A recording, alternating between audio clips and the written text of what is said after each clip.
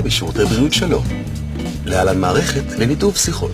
באיזה שפה אינך מעוניין לקבל שירות? ערבית, הקש 1. אנגלית, הקש 2. צ'רקסית, הקש 3. גרוזינית, הקש 4. ספרדית, הקש 5. רוסית, הקש 6. בחרת בשפה רוסית. נציג מיד מתפנה. Я хочу, говорю, я хочу, я говорю. Алло, алло.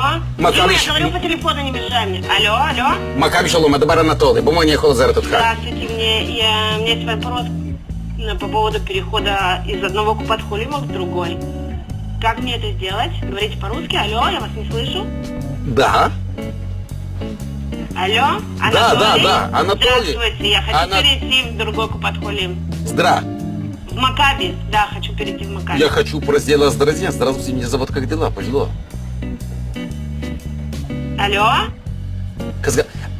גברת, אנחנו בישראל. בוא ננסה מדברת עברית.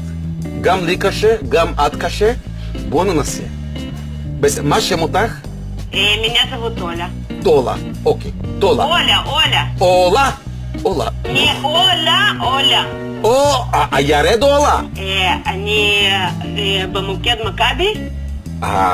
כן, גם אני. גם אני, גם את, גם אני. שנינו מוקד מכבי. ובישראל, אחרי כל כך הרבה שנים שרצינו, כל כך הרבה שנים, התפללנו, חיכינו, ואני אדמת קודש. את, אני. אתה יכול לעזור לי? אני פה, אני יכול. אני רוצה ללכת למכבי. בואי, בואי, בואי, בואי, בואי. איך לעשות? יוצא מבית, יורדת מעלית, נכנס אוטו. ובא, איפה את גרה?